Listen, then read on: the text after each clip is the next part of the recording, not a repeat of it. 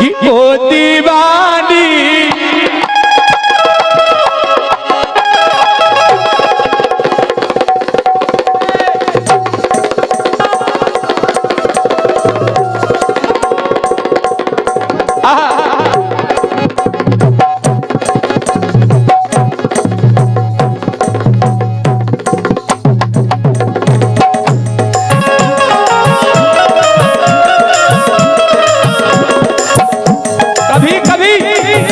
Film वाले भी बहुत अच्छी धुन देते हैं, कभी कव्वाल भी दे देते हैं।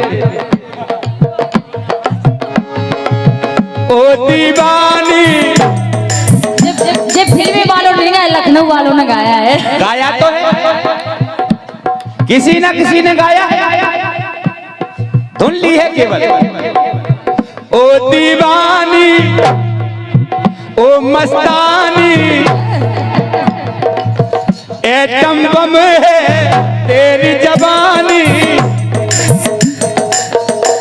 उर्बाली है तेरी उमरिया, ढूंढ ले कोई सबरिया। फिल्म वालों ने या बंबई वालों ने या दिल्ली वालों ने या लखनऊ वालों ने गाया है, लेकिन सत्य बात है इस गीत के माध्यम से आप सभी तक पहुंचाने का प्रयास। क्या बात है।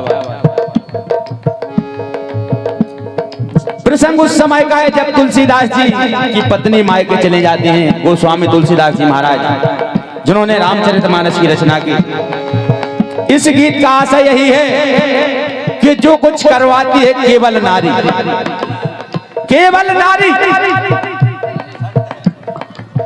पलट के डालो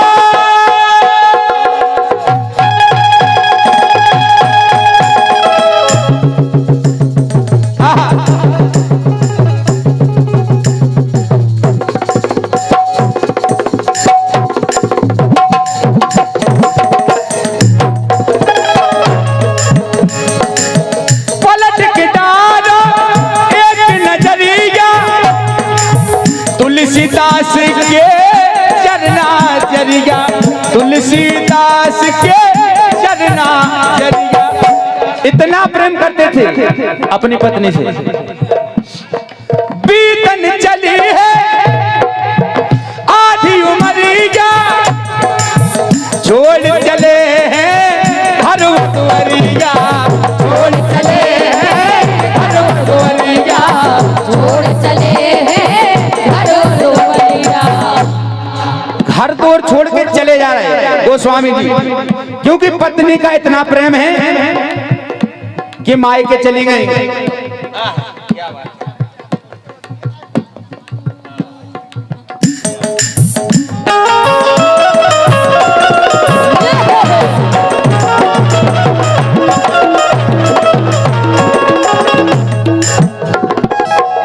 बीतन चली है आधी उमरिया, छोड़ चले हैं हरवा तुवरिया। केवल पत्नी के पीछे तुलसी पहुंचे। संचालक महोदय जी, तुलसी पहुंचे जब ससुररिया, एक मुर्दे की करके सवरिया, करिया को समझ बांधी रसरिया। काले सांप लटक रहे थे, एक भाई साहब सांप देवता, तुरंत तुलसीदास जी समझे आहा हमारी पत्नी ने रस्सी डाल दी। रस्सी जोड़ा कोई बात नहीं, तो ओई को पकड़ के चढ़ गए। करिया को समझे बांधी रसरिया, सुपकार की चढ़ गए अटरिया। अब लाइन आई, अगर लाइन अच्छी लगे तो तालियां बजाने। पकड़ के चढ़ गए अटरिया, कान करावे मेहरिया। सत्य बात, कान करावे मेहरिया, कान करावे मेहरिया,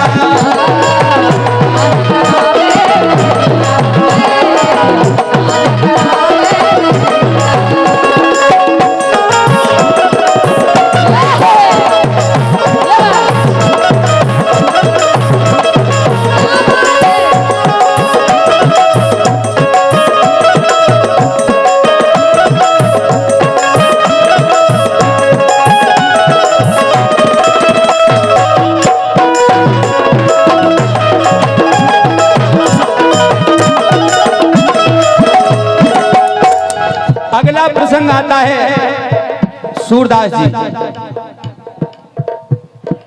जब सूरदास जी, आवाज बहुत कम हो गई यार, नहीं चली गई ना, हम तो कह रहे कुछ करो।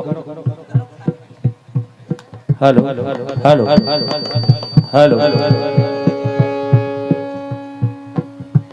जब सूरदास जी 18 वर्ष के थे, रघु मंगल नाम था, जब अंधे नहीं थे, लेकिन एक ब्याहता जोड़ा को देखते हैं, पति पत्नी का जोड़ा आया मंदिर में दर्शन के लिए, तो पुजारी के रूप में रघु मंगल जी थे। आरती करते समय हाथ से अगरबत्ती छूट जाती है। केवल एक ब्याहता जोड़ा देखा, क्योंकि ब्याह के बाद सजी धजी होती है नारियां, तो देखा कि ये पीछे से लग गए, पहुंच गए उनके घर पे।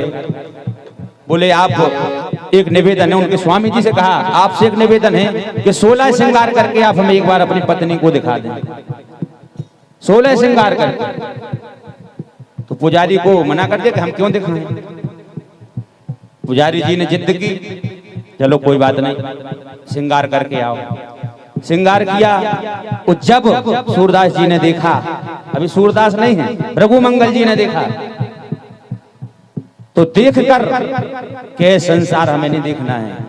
जब हम जैसे सोचा उन्होंने कि हम इतने भक्त होने के बाद भी भगवान के, और बहक गए, तो उन्होंने एक सरिया लिया और दोनों तरफ से ऐसा मोड़ा, बीच से मोड़ के अपनी आंखें फोड़ ली।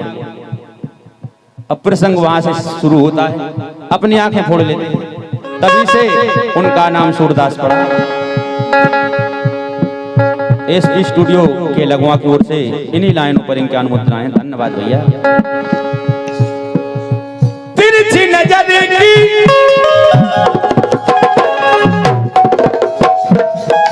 कहा है, अगर सीधे देखो तो कुछ नहीं, अगर तिरछी नजर वो भी घूंघट से गल जाए। जो सत्य बात है भाई है गीत में, क्योंकि सच कड़वा होता है। तिरछी नजर की लागी कटरिया, भूल गए खुद अपनी खबरिया, भूल गए खुद अपनी खबरिया, भूल गए खुद अपनी खबरिया। मन बस गई है सूरत सबरिया, कर गई पागल मारी खबरिया।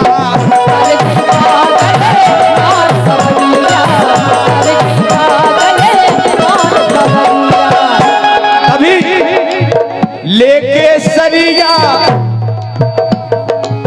लेके सरिया, रखी न कसरिया,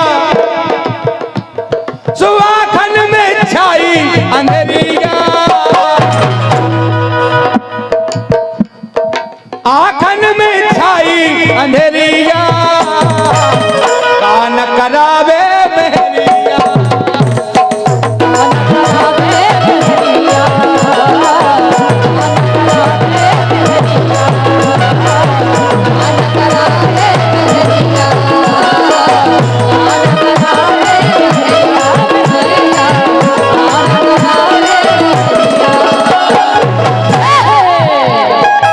तीसरा प्रसंग आया महाकवि कालिदास। लेकिन भैया आवाज वास्तव में गायब हो गई, आधी हो गई, हम तो कह रहे हैं पहले गजब भराव मिल रहा था। तीसरा प्रसंग आया महाकवि कालिदास का। तो बचपन से ही शरारती स्वभाव के थे, बुद्धिमानी बिल्कुल भी नहीं थी, क्योंकि उसी डाल पर बैठे थे, उसी को काट रहे थे। कालिदास जी सुनाइए। मूक तरके हुआ एक स्वयंवर रचा गया। विद्युत्मा ने एक शर्त रखी कि अगर जो हमें शास्त्रार्थ में हरा देगा हम उससे विवाह करेंगे। एक से एक विद्वान आए, नहीं हरा पाए, लेकिन उन्होंने देखा कालिदास जी उसी डाल पर बैठे उसी को काट रहे, समझा बुझा के ले गए। कल आप तो बोल ले नहीं, चुपचाप बैठे रहने, सारे में जवाब देने। ऐसे ही जवाब दे महाकवि कालिदास ने, तो सबने समझा विद्वान है, लेकिन कह दिया हमारे गुरुजी मूक तर्क करेंगे, मुझे नहीं बोलेंगे। मूक तर्क हुआ देखो चवरिया, तर्क देखती सारी नगरिया, तर्क देखती सारी नगरिया, तर्क देखती सारी नगरिया। लेकिन विद्युत्मा ने इधर से उठी एक अंगुलिया, उधर माँ उठती दुई अंगुलिया, उधर माँ उठती दुई अंगुलिया, उधर माँ उठती दो अंगुलियाँ, उधर माँ उठती दो अंगुलियाँ। कालिदास जी ने सोचा कि हमें ये उंगली बता रही हैं, ये हमसे कह रही हैं हम ये आंख फोड़ देंगे, तो उन्होंने दोनों बता दी, हम दोनों फोड़ देंगे। उत्तर सिद्ध हो गया, एको ब्रह्म द्वितीयो नास्ति। विद्वानों ने तर्क सिद्ध कर दिया। हमारे महान गुणी विराजमान हैं, जो कि कवि भी हैं आप, तो आशीर्वाद लेते हुए चलेंगे। चली समय की, लेकिन समय बड़ा बलवान होता है। चली समय की ऐसी बयरिया, धरी रह गई सारी तैयारिया। ऐसे ही चलते जा रहे थे, ऊंट जा रहा था, कालिदास जी ने कह दिया उठ जा रहा। तो विद्युत्मा समझ गए कि इससे कोई बुद्धि नहीं है इनमें, हमारे लिए घुमा फिरा के व्यवस्था की गई कि शादी कराई जाए, क्योंकि उट्ट नहीं कहते, संस्कृत में उष्ट कहते हैं। तो विद्युत्मा ने वहीं पे एक पांव से प्रहार कर दिया था। वही बात महाकवि कालिदास जी को यहाँ फिट हुई, तो उसके बाद श्री महाकवि कालिदास के नाम से जाने जाते हैं। इतने बड़े कवि हुए, विद्वान कवि हुए संस्कृत के। केवल एक बात लग गई अपनी पत्नी की। चली समय की ऐसी बयरिया, धरी रह गई सारी तैयारिया, किस्मत की खुल गई पिटरिया। लेकिन ई लाइन पे जरूर तालियां बजाएंगे लास्ट में, बहुत अच्छी लाइन। अगर सफलता में औरत का हाथ है, विफलता में भी, दोनों एक दूसरे के पूरक हैं। पत्नी बगैर कुछ नहीं हो सकता है। इसीलिए लाइन लिखी कि किस्मत की खुल गई पिटरिया, भाग बनावे मेहरिया। क्योंकि अगर महाकवि कालिदास जी महाकवि हुए तो पत्नी की वजह से, गोस्वामी जी अगर महाकवि हैं, रामचरितमानस की रचना की तो पत्नी की वजह से, क्योंकि पत्नी से प्रेम नहीं होता ससुराल नहीं जाते, ससुराल नहीं जाते तो बात नहीं लगती। जितना प्रेम हमसे करते हो उतना ही सबसे करो, उद्धार हो जाएगा। तभी से उन्होंने ठान लिया। ऐसे ही सूरदास जी अगर वह श्रृंगार करके उस जोड़े को नहीं देखते तो कभी सूरदास जी आज हम और आप नहीं पहचान पाते। इसीलिए कहा किस्मत की खुल गई पिटरिया, भाग बनावे मेहरिया, भाग बनावे मेहरिया, भाग बनावे मेहरिया, मेहरिया, भाग बनावे